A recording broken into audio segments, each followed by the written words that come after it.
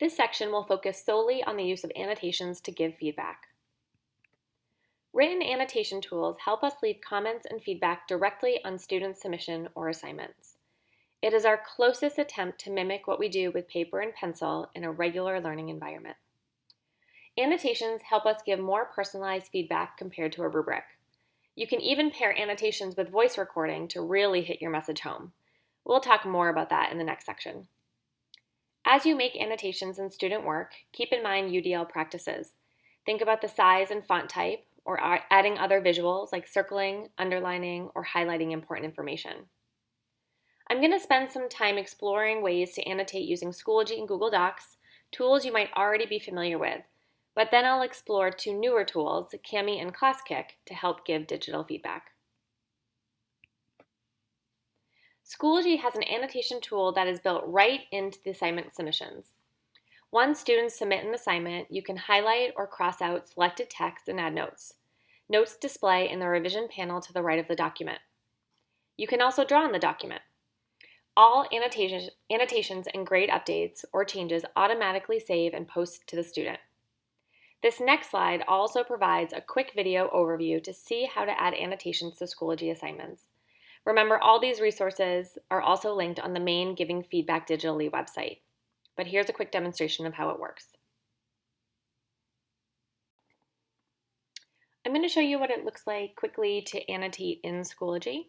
So I have a narrative writing submission that a student submitted using just the Schoology Submit button, not through a Google Drive integration. So I can open that submission, and then you'll notice over here on the right-hand side, I have some tools that I can annotate with. I can highlight text, I can strike through, and I can add notes. Now over here on the right-hand side, this is a way I talked about before that you can actually add comments. Schoology recommends that these are more for like big picture comments to give feedback at the end of when you would read the submission.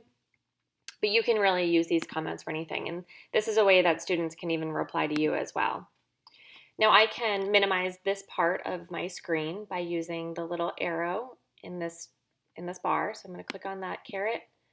So now I have a larger viewing screen. So here I can strike out text. It shows that I had made that comment or made that change. I can add a note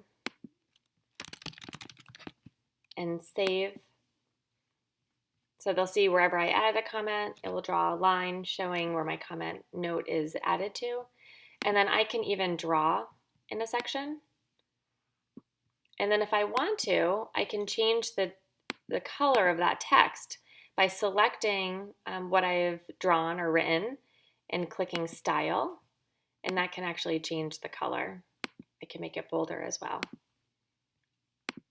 So those are just some of the features that you can see in Schoology. There are some other resources that I've linked in the digital feedback websites that you can explore as well. Commenting in Google Docs is a tool that most of you are already probably familiar with and most likely have already used. Google allows you to collaborate with others on Google Docs, Sheets, and Slides. You can add or edit someone's document, reply to comments and also delete or resolve them when a change has been made, and assign action items or tasks to a person.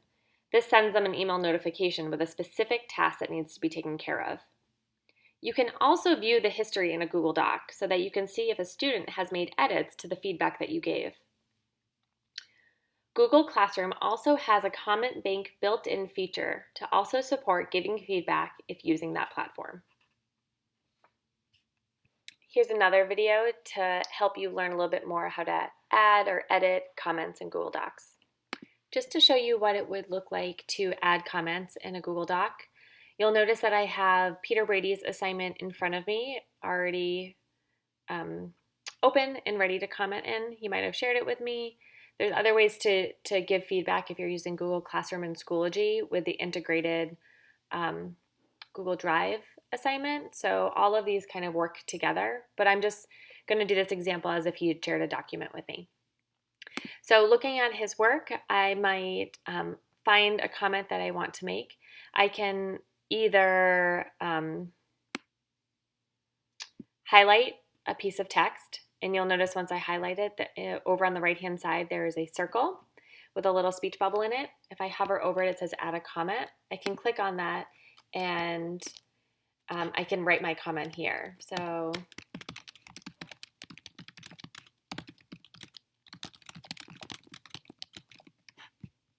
I can save my comment by hitting the blue comment button.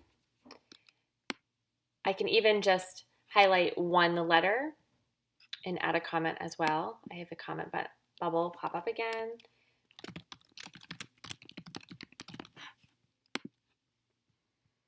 So that's just one example of how I can leave comments in a document. Google Docs also has the option to suggest edits. This is different from just making or adding a comment to a Google file.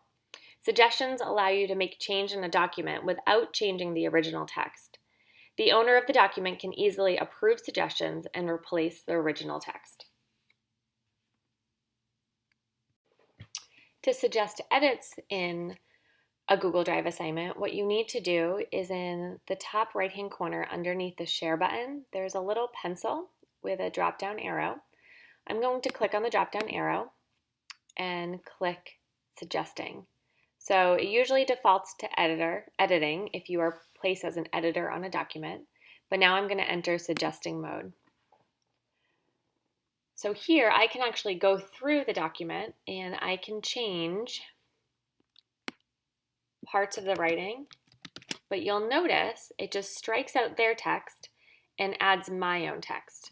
Over here, it also on the right, it also adds a comment box almost to say that Katie Collins replaced lowercase Peter with uppercase Peter. I can do the same with any punctuation. I replaced a period with a comma. So you'll notice that it might seem a little overwhelming or confusing to certain students depending on who that student is or the age of the student. So just keep that in mind as you use the suggesting tool. It might be helpful for some students, but maybe not for everyone. Another piece to note is that you can't actually change this color. So that light green color can't be altered.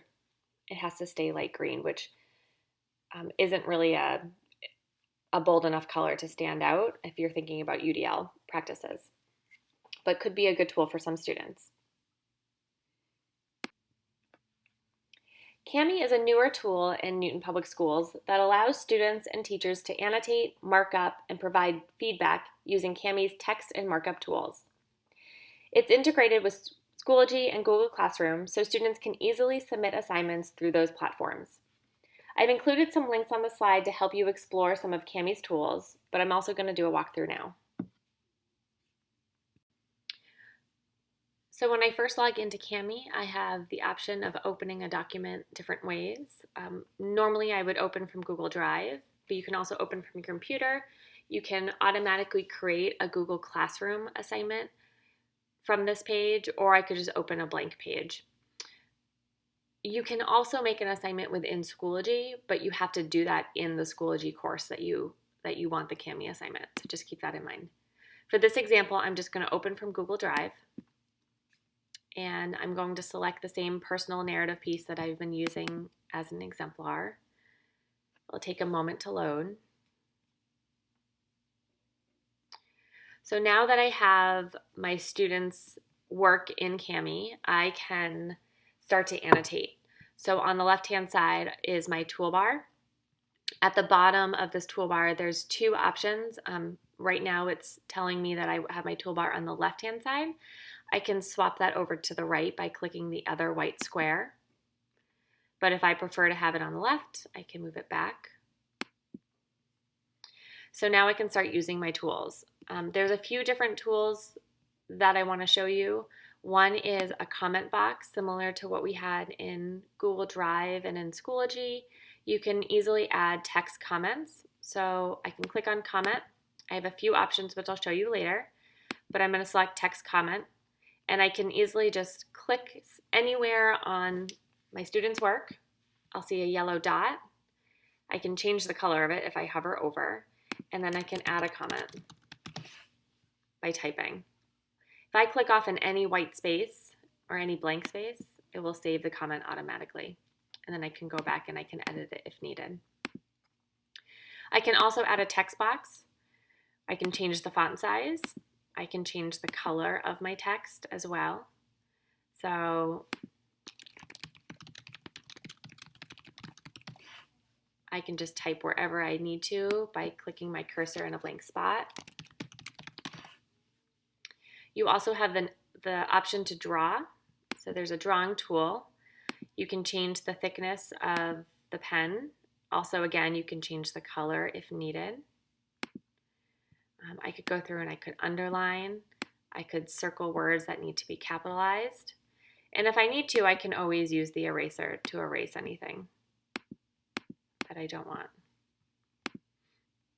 And I can always redraw it again. So those are just a few of the features that you might want to use. The last one I want to show you, the markup tool, which allows you to highlight certain text. It allows you to strike through other text. And just remember that these are tools that students have as well.